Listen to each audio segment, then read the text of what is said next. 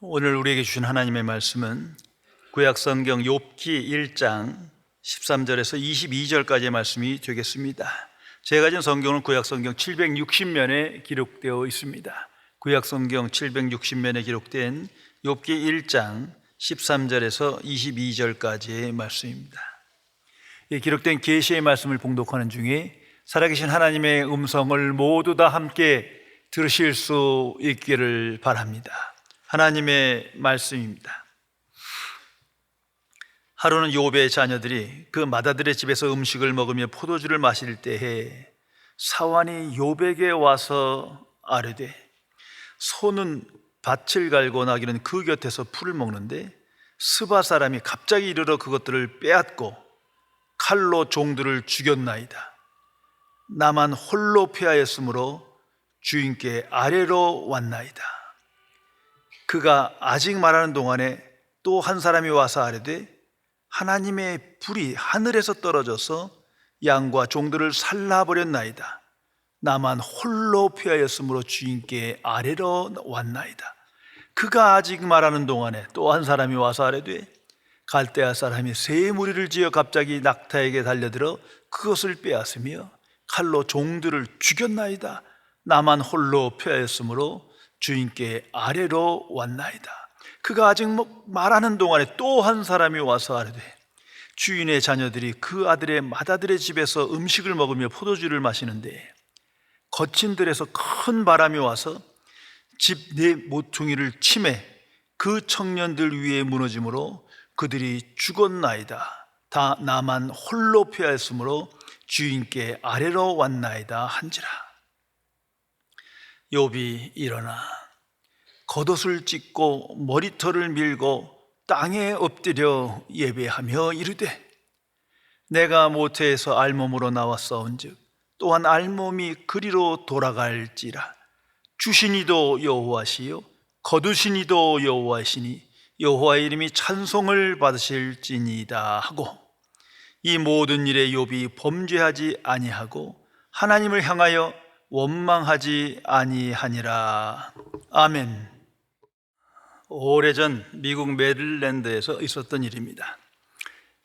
17살의 어린 소녀 조니는 수영을 하다 목이 부러지는 사고를 당했습니다. 이 사고로 전신이 마비되었습니다. 하루아침에 많은 것을 잃게 된 소녀는 우울증과 자살 충동으로 심히 괴로워했습니다. 그러나 가족과 친구들의 도움과 하나님의 말씀을 통해서 자신의 장애를 다른 관점으로 보게 되었습니다. 이후 그녀는 입으로 그림을 그리는 화가가 되었고 30권의 책을 펴내는 베스트셀러 작가가 되었으며 장애인 센터를 설립해 많은 활동을 하게 되었습니다. 훗날 그녀의 책 중 조니의 신앙이라는 책에서 이런 서문을 기록하고 있습니다. 그림 그린 일과 사랑하는 가족 그리고 친구들의 도움은 나를 절망에서 끌어내어 주었습니다. 그러나 이 휠체어의 인생으로부터 무엇보다 먼저 감사를 받으셔야 할 분은 바로 하나님이십니다. 성경 말씀에 나타나신 하나님은 제게 인생의 참된 의미를 깨닫도록 도와주셨습니다. 그리고 전신마비로 인한 나의 모든 시련은 바로 하나님의 사랑이 제게 임한 것임을 확신합니다. 하나님께서 내 고통 뒤에 이유를 두셨고 그것을 알고 나니 세상은 완전히 달라졌습니다. 여러분의 고통에 대해서도 하나님은 분명히 이유를 갖고 계십니다. 깊이 생각해 보시기 바랍니다. 성도 여러분, 모든 인간은 인생 전체를 통해 수많은 다양한 고통을 체험하며 오늘을 살아가게 됩니다. 자이든 타이든 서퍼링, 고통이 내게 임하게 됩니다. 그것이 인생입니다. 그 고통은 피할 수 있는 것이 아닙니다. 예견된 것도 있지만 그렇다고 피할 수 있는 것도 아니요, 무엇보다도 갑자기 찾아오는 예견되지 않은 고통이 있기 때문입니다. 또한 그 고통은 스스로 끊을 수 있는 것도 아닙니다. 이것이 인간의 한계입니다. 그렇다면 그 고통은 직면해야 될 것이요, 그 고통은 통과되어야 하는 것입니다. 무엇보다도 그 고통을 수용해야 합니다. 그대로 인정해야 합니다. 그래야 그 속에서 지혜와 평안과 용기를 얻을 수 있게 됩니다. 하나님의 사람 어거스틴이 쓴 하나님의 도성이라는 유명한 고전이 있습니다. 그 책에서 고통과 섭리에 대하여 이렇게 기록을 남깁니다. 고통은 동일하나 고통당하는 사람은 동일하지 않다. 악한 사람은 모든 똑같은 고통을 당하면서도 하나님을 비방하고 모독하지만, 선한 사람은 그 고통 속에서도 하나님을 찾으며 찬양한다. 모든 사람이 무슨 고통을 당하느냐가 아닌 어떻게 고통을 당하느냐가 문제인 것이다. 똑같은 미풍이 불지만 오물은 더러운 냄새를 풍기고 거룩한 기름은 향기로운 냄새를 풍긴다. 성도 여러분, 나는 어떻게 고통을 직면하며 수용하며 오늘을 살아가십니까? 난 내 고통 속에서 원망과 불평과 근심 속에 살아가는 사람입니까? 아니면 그 속에서 하나님을 찬양하는 사람입니까? 하나님의 사람 C.S. 루이스는 말합니다. 하나님은 쾌락 속에서 속삭이시고 양심 속에서 말씀하시며 고통 속에서 소리치신다. 고통은 귀먹은 세상을 향해 소리치는 하나님의 메가톤이다. 하나님을 없다고 하나님을 경외하지도 않고 하나님께 불순종하며 죄 가운데 살아가는 이 악한 세상을 향한 하나님의 경고 수단이 고통이라는 것을 말하고 있습니다. 고통은 악한 세상을 향한 하나님의 처방전이라는 것을 기억해야 할 것입니다. 고행하는 한 수도사가 독방에 있으면서 불만을 터뜨렸습니다. 하나님, 저를 사랑하신다면서 왜 제게 이처럼 고통을 주십니까? 그때 한 목소리가 그를 실책했답니다. 아들아, 네가 나를 사랑한다면 왜 고통을 달게 받지 않느냐? 성도 여러분, 하나님의 사람은 고통을 직면하며 수용하며 그 속에서 내게 주신 하나님의 말씀을 듣는 사람입니다. 강력한 하나님의 소리를 듣는 그 사람이 복 있는 자입니다. 그래서 마틴 루터는 말합니다. 십자가와 고난 없이는 사람의 마음에서 하나님을 생각하는 것은 불가능하다. 하나님의 뜻에 합당한 하나님을 생각하는 그 온전한 마음은 십자가와 고난 없이는 불가능하다. 정말 그렇습니다. 그것이 인간의 본성인 거예요. 고통과 고난 속에서만 인간은 교만을 버릴 수 있고 자아가 깨지며 자기 부인이 일어납니다. 평안할 때, 성공할 때, 기쁠 때 어림도 없는 얘기입니다. 오직 고통 속에서만 역설적으로 하나님을 찬양하며 하나님을 신뢰하는 사람으로 영적인 성숙이 이루어져 나가는 겁니다. 그래서 하나님의 사람 다윗은 시편을 통해 말합니다. 고난당한 것이 내게 유익이라. 항상 묵상해야 합니다. 어느 누가 고통과 고난을 좋아하겠습니까? 그러나 인생을 돌이켜보면, 나 자신을 깊이 생각해보면, 더욱이 하나님의 구원의 역사를 생각해보면 고난당한 것이 오히려 내게 유익이라. 이것이 진리입니다. 오늘 본문이 기록된 욥기는 위대한 하나님의 말씀이, 하나님의 역사가 기록된 책입니다. 심지어 믿지 않는 사람들 속에서도 욥기는 위대한 인문학적 작품이라고 인정되는 그러한 책입니다. 욥기는 인생의 모든 고통과 고난에 대한 가장 본질적인 답을 주는 하나님의 말씀이 기록된 책입니다. 이 속에서 고통의 본질이 무엇인가? 왜 고통과 고난이 있어야 하는가? 그 고통의 의미가 무엇인가? 더 나아가 어떻게 해야 그 고통을 직면하고 수용하며 극복할 수 있는가? 특별히 의인이 왜 고통받아야 하는가? 의인의 고난은 무엇을 의미하는가? 왜 그런 일이 있는가? 이런 질문에 대한 답을 명확하게 욥기는 주고 있습니다. 성도 여러분, 세상의 모든 고통과 고난의 최종 결론은 바로 이겁니다. 그것들은 사탄의 역사라는 겁니다. 이걸 잊어서는 안 됩니다. 그러나 그 속에서 하나님은 역사하십니다. 다시 말해서 그 고통은 하나님의 경륜 안에서 되어지는 것이요, 하나님의 허락 속에 되어지는 것임을 욥기는 명확하게 보여줍니다. 다시 말해서 고통과 고난의 본질은 영적인 겁니다. 이걸 잊어서는 안 됩니다.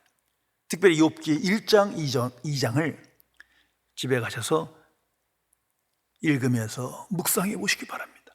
명확하게 이 답을 우리에게 주고 있습니다.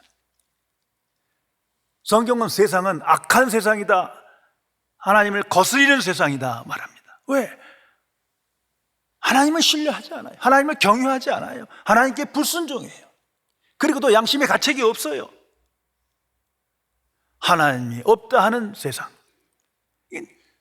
죄의 권세 아래 있다 수없이 반복하여 지적하고 있습니다. 자, 그것이 사탄의 역사예요. 그러니까 세상의 주인은 사탄인 거예요. 눈에 보이지 않는 영적 권세 아래 있기에 그런 상태에서 고통과 고난은 당연한 겁니다. 항상 있는 거예요.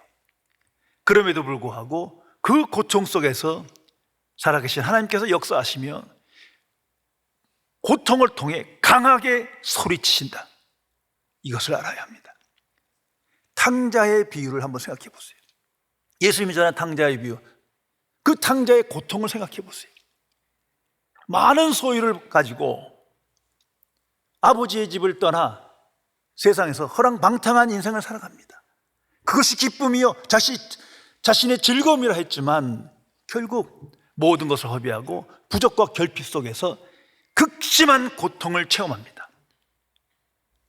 감당할 수 없는 비참한 인생을 살아갑니다. 자, 여기서 질문해 보세요. 그 이유가 무엇인가? 아버지의 집을 떠나서, 그것을 예수님께서 말씀하시는 거예요.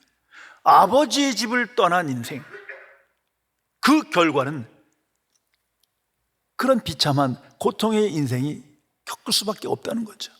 그 이유가 무엇이냐? 사탄의 유혹과 역사가 있기에 이런 삶이 있다는 것을 말해주고 있습니다. 오늘 성경에 보면 욥은 참으로 충격적인 재난을 당합니다. 어떻게 보면 성경에서 가장 끔찍한, 상상할 수 없는 그런 재난을 체험한 사람입니다. 오늘 성경을 읽으면서 보시겠지만 무슨 하나의 재난이 아니에요. 보고받는 중에 또 다른 사람이 말하고, 보고받는 중에 또 다른 사람이 말하고, 보고받는 중에 또 다른 재난이 들립니다. 총체적인 재난, 모든 게 한꺼번으로 다가오는 재난을 받았습니다. 그는 큰 부자였습니다. 그런데 그 모든 소유를 한꺼번에 잃었습니다. 왜 이런지도 모르고 있는 거예요. 더욱이 많은 종들이 있었습니다. 그들 다 죽었어요. 더 큰 불행은 많은 자녀가 있는데 하나도 아니고 모두가 한꺼번에 싹 죽었습니다. 역사 안에 이런 재난을 당한 사람이 몇 명이나 있을까? 한번 생각해 보게 돼요. 좀 깊이 생각해 보면 많이 있더라고요. 재난 속에, 전쟁 속에.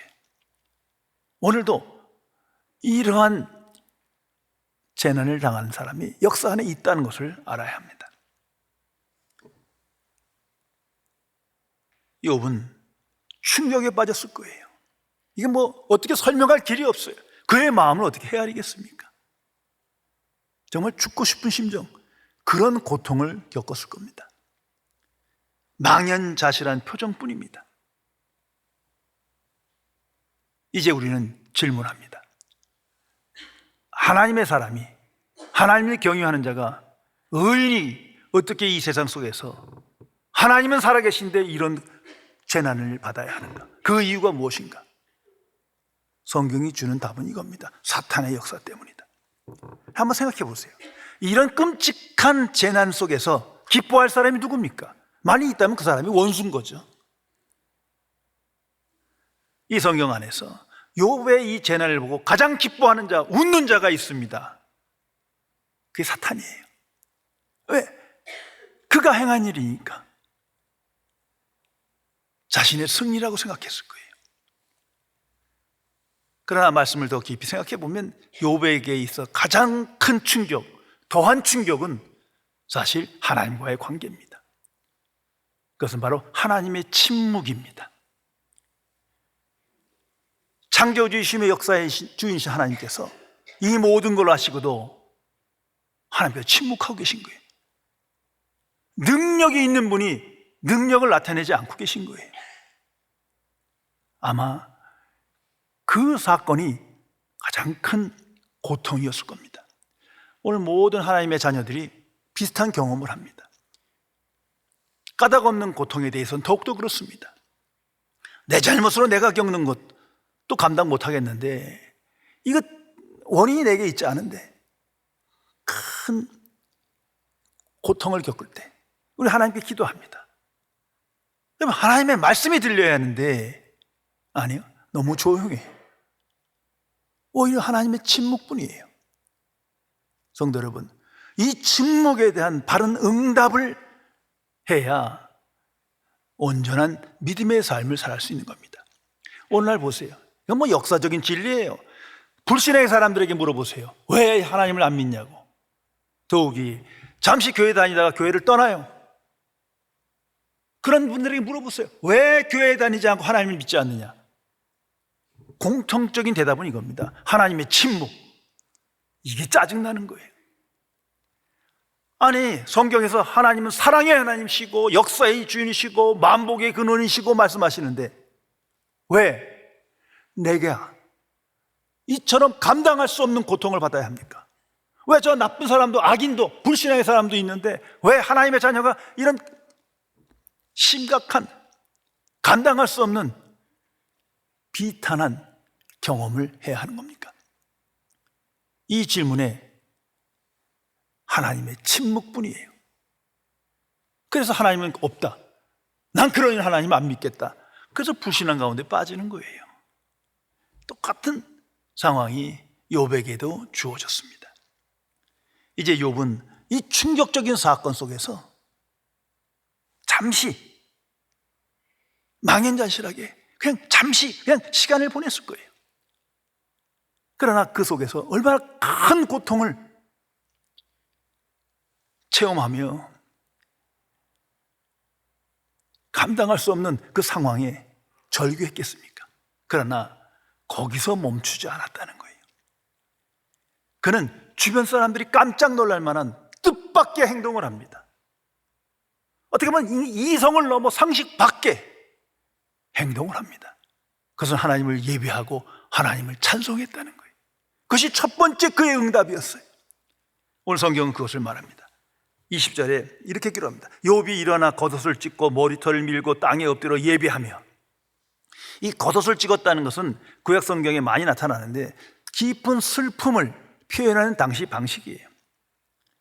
또한 머리털을 밀고 개인적인 명예와 권위를 상실했음을 나타내는 표현 방식이에요. 땅에 엎드렸다. 깊은 절망 속에 엎드리기도 하지만 때로는 하나님을 경외하며 하나님께 복종하는 마음의 표현이기도 합니다. 결국 이 모든 것들은 마지막 언어 예배하며 이 예배를 지향하기 위해서 했다는 거 아닙니까?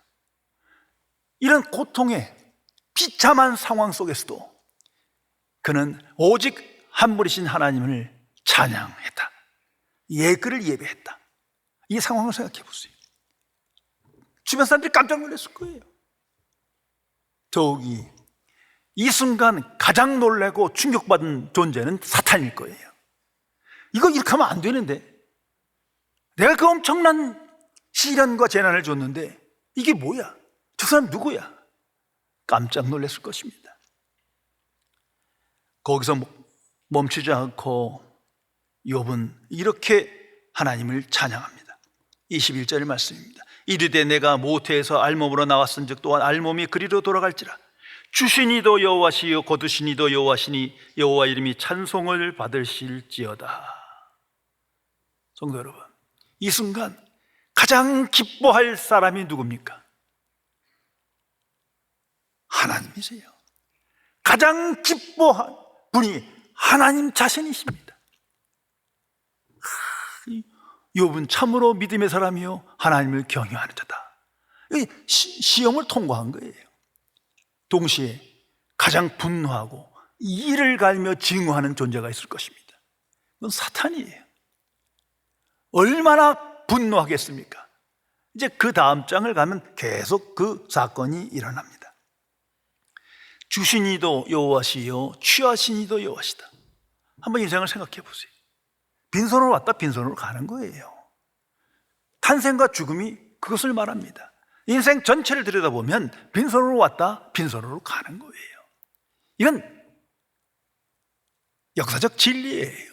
그것을 망각하고 살아가니까 불행한 거죠. 욥은 번성했을 때 또는 내 뜻대로 무엇인가 되고 행복했을 때, 기쁠 때, 성공할 때 이런 말을 한 게 아니에요. 어떤 조건과도 상관없이 그는 지금 엄청난 재난을 받았습니다. 모든 것을 잃었어요. 그럼에도 불구하고 그 속에서 하나님을 찬양하며 하나님이 누구신지를 고백하고 있습니다. 주신이도 하나님이시요 취하신이도 하나님이시다. 자기 인생을 통해서 주신이도 하나님이시요 취하신이도 하나님이시다. 하나님의 이름을 찬송할지어다.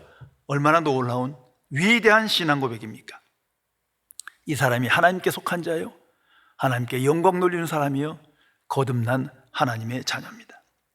진정한 찬송이란 바로 신앙 고백임을 항상 기억해야 합니다. 아름다운 목소리로 노래하고 또한 감동 있는 표현을 나타내고 눈에 보이는 어떤 그런 것들이 아니에요. 진리에 일치한 그 마음, 그 신앙 고백이 곧 찬송이 되는 겁니다. 이러한 찬송은 세상으로부터, 나로부터, 환경으로부터 주어지는 게 아닙니다. 이것은 오직 하나님께로부터 내게 주어져 우러러 나오는 겁니다. 하나님이 누구신지, 하나님의 역사를 알고 하나님의 말씀을 깊이 묵상함으로 리스판스, 응답되는 거예요. 리액션이 아니에요. 내가 경험한 그 사건에 대한 즉각적인 반응이 절대 아닙니다. 진정한 찬송은 깊은 곳에서 우러나오는 리스판스예요. 하나님의 은혜와 진리에 대한, 하나님의 역사에 대한 리스판스, 응답인 겁니다. 이것을 항상 기억해야 합니다. 욥은 이런 고통의 상황에서조차 오직 하나님께 찬송을 합니다. 이것이 어떻게 가능한 겁니까? 오늘 성경은 그 답을 우리에게 줍니다. 먼저는 욥은 하나님을 경외하는 사람이었어요. 그래서 욥기 1장 1절에 이렇게 기록합니다. 우스 땅에 욥이라 불리우는 사람이 있었는데 그 사람은 온전하여 정직하며 하나님을 경외하며 악에서 떠난 자더라. 하나님을 경외했다는 것은 온전한 믿음으로 살았다는 거예요. 믿음은 찬송의 사람으로 우리를 변화시킵니다. 어떠한 조건에서도 살아계신 하나님을 찬송하며 여호와 이름을 영화롭게 하는 인생을 살도록 우리를 이끌어간다는 것을 기억해야 합니다. 또 하나는 악에서 떠났기 때문이에요. 죄의 문제를 해결해서 그래요. 죄 중에 있지 않았기 때문이에요. 만일 죄 중에 있었다면 원망과 불평 속에 살아갈 거예요. 그러나 죄를 떠났기에 사탄의 유혹에 빠지지 않은 거예요. 눈에 보이는 사건에 매이지 않은 거예요. 그래서 그 속에서 그 고통 속에서도 오히려 하나님께 찬송을 드립니다. 무엇보다 중요한 요소는 이겁니다. 그는 소유 중심의 삶을 살지 않았기 때문입니다. 성경에 기록된 대로 큰 부자에 많은 소유를 가졌어요. 그러나 이것이 내 것이 아니에요. 하나님께서 주신 거예요. 주신 자도 하나님이시요 취하신 자도 하나님이신 거예요. 많은 자녀들이 있었어요. 그건 내 것이 아니에요. 이건 하나님이 주신 거예요. 하나님의 소유예요. 바로 이런 신앙, 즉 소유 중심의 삶을 살지 않았기에 어떠한 환경에서도, 어떠한 재난에서도, 어떠한 고통에서도 하나님을 향하여 바른 인생을 살아갈 수 있었던 겁니다. 그래서 그는 고백합니다. 주신 이도 여호와시요 거둔 이시도 여호와시니 여호와 이름이 찬송을 받을지어다. 한국 역사에 있는 순교자 손양한 목사님을 기억하실 겁니다. 이분은 일제로부터 모진 탄압을 받았고 북한군으로부터 그 전쟁 때 2명의 아들을 잃었습니다. 후에 그 살인자를 양자로 받아들이지 않습니까? 여수 애양원에 가면 그분의 무덤이 있고 거기에 비석이 세워져 있습니다. 그 비석에 10가지 감사, 10가지 찬송의 글이 기록되어 있습니다. 그것은 두 아들의 장례식 때 그 고통에도 불구하고 하나님께 감사 찬양한 그 기록입니다. 그 중에 일부만을 말씀드리겠습니다. 나 같은 죄인의 혈통에서 순교의 자식들이 나오게 하셨으니 하나님께 감사합니다. 한 아들의 순교도 귀하다 하거늘 하물며 두 아들의 순교자가 되게 하시니 하나님 감사합니다. 미국 유학 가려고 준비하던 아들들 미국보다 더 좋은 천국으로 갔으니 하나님 감사합니다. 이렇듯 제게 과분한 축복을 누리게 되는 것을 하나님께 감사드립니다. 이 사람이 정정 하나님의 은혜에 응답한 하나님의 자녀다운 권세 있는 삶을 살아간 분입니다. 성도 여러분, 이 불가능한 일이 가능케 된 것은 오직 복음의 역사입니다. 하나님의 복음은 믿는 자로 하여금 어떤 상황에서도, 어떤 고통의 상황에서도 오로지 하나님께 감사 찬양을 돌리는 하나님의 사람으로 우리를 변화시킵니다. 그 체험이 있고야 진정 나는 하나님의 사람으로 믿음으로 권세 있는 강하고 담대한 인생을 살아가게 됩니다.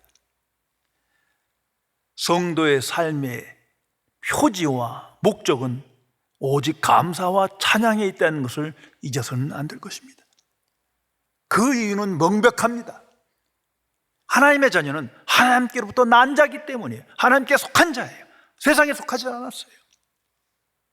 예수 그리스도 안에 있고 살아계신 그리스도를 소망하기에 감사 찬양으로 오늘 살아갑니다. 그 사실을 망각하면 현실에 잡히게 되죠. 또한 보혜사 성령께서 내 안에 계시어 성령 충만함을 받아 그리스도의 은혜와 진리를 깨닫게 하시고 살아계신 하나님을 갈망하게 합니다. 그래서 감사와 찬양뿐입니다. 이제 성령 충만한 자는 그리스도 안에서 하나님과 교제하며 하나님과 함께하며 오로지 하나님의 이름을 영화롭게 하는 삶을 살아가게 됩니다. 그 속에 감사와 찬양이 있는 것입니다. 성도 여러분, 십자가를 기억하세요. 십자가가 나에게 무엇입니까? 십자가는 살아계신 예수 그리스도가 십자가에 죽으신 거예요. 창조주 하나님께서 독생자를 아낌없이 내어준 사건의 징표입니다. 거기에 하나님의 은혜와 사랑이 있고 하나님의 마음이 있어요. 우린 그 하나님을 아버지라고 부릅니다. 하나님 아버지. 그 하나님 아버지의 마음을 생각해 보세요. 하나님의 자녀에게 아낌없이 주지 않을 것이 무엇입니까? 내게 꼭 필요한 가장 선한 것, 가장 좋은 것을 하나님의 은혜로 선물로 계속해서 주실 것입니다. 그것이 없다면 우리는 하나님의 자녀로 승리할 수 없습니다. 그 하나님의 마음을 아는 자는 항상 기뻐하고 범사에 감사합니다. 그 하나님의 마음을, 그 복음을 믿고 영접한 자가 복음의 사람입니다. 오직 복음의 사람뿐입니다. 그 마음에 있는 복음이 나를 항상 변화시킵니다. 어떠한 상황에도 불구하고 하나님은 살아계시고 위대하신 거예요. 그 은혜와 사랑은 변함이 없으신 거예요. 그러기에 하나님을 찬양하며 승리의 삶을 살아갑니다. 성도 여러분, 하나님의 자녀에게 하나님의 은혜와 사랑과 진리를 아는 자로서 감사와 찬양은 마땅한 겁니다. 뭐 더 특별한 사건이 아니에요. 마땅한 거예요. 동시에 분명히 기억해야 합니다. 하나님의 자녀에게 꼭 필요한 것은, 이 세상 살면서 꼭 필요한 것은 마땅함을 넘어 필요한 찬양이라는 것을 기억해야 합니다. 이 찬양의 마음이 없고 찬양의 소리가 없으면 사탄이 유혹에 빠지고 말아요. 옛사람의 본성에 끌려가게 말아요. 자신의 일생을 놓고 내가 직면한 고통을 놓고 생각해 보세요. 이게 무슨 동전의 앞뒤와 같아요. 부시불식간에 원망과 불평 중에 하나님을 떠난 인생을 살아가게 됩니다. 그러나 감사와 찬양으로 살아가는 자는, 복음의 능력 안에 있는 자는, 하나님의 말씀을 깊이 묵상하며 그 은혜에 바르게 응답하는 자는 오직 찬송뿐입니다. 성도 여러분, 초대교인을 기억하세요. 성경은 명백히, 역사가 증거합니다. 사랑의 하나님, 능력의 하나님이 살아계심에도 불구하고 이 어두운 세상에 살기에 하나님의 거듭난 자녀들은 박해받았고 핍박받았습니다. 원한 경계에 끌려가 죽었고 십자가에 매달려 죽었습니다. 그러나 그들 모두가 한 목소리로 하나님을 찬양했습니다. 그 순교자의 피, 그 찬양으로 교회의 역사가 시작됐고 교회가 부흥되고 하나님의 능력이 나타나기 시작한 겁니다. 거듭난 그리스도인은, 복음의 사람은 욕과 같은 신앙 고백과 찬송으로 하나님을 기쁘게 하며 하나님의 이름을 영화롭게 하며 어떠한 상황에서도 감사하며 기뻐하며 찬송하는 사람으로 승리의 삶을 살아가야 할 것입니다. 기도하시겠습니다.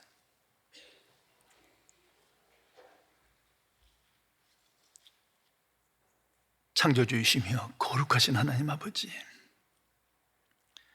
악한 세상에 살며 세상에 속한 자로 살아갈 수밖에 없고 세상에 처한 상황에서 수없는 다양한 고통 속에 원망과 불평과 근심과 두려움 속에 살아갈 수밖에 없는 죄인이지만 오직 하나님의 은혜로 말미암아 그 복음을 믿음으로 이제는 영의 눈을 떠 하나님 아버지의 마음을 받아들이며 그 은혜와 사랑에 응답하여 어떠한 상황에서도 감사와 찬양으로 오직 하나님의 이름을 영어롭게 하는 인생을 살게 해주심을 진심으로 감사드립니다. 나의 주 성령이시여, 우리 안에 계셔 항상 성령 충만함을 허락하시어 성령의 사람으로, 복음의 사람으로, 복음의 증인이 되어 어떠한 고통을 당하든 그 속에서 감사와 찬양의 사람으로 변화되게 하시사 하나님의 살아있는 증인으로 온 마음을 다하여 하나님을 찬미하는 승리자의 삶을 나타낼 수 있도록 지켜 주옵소서. 우리 주 예수 그리스도의 이름으로 간절히 기도드리옵나이다. 아멘.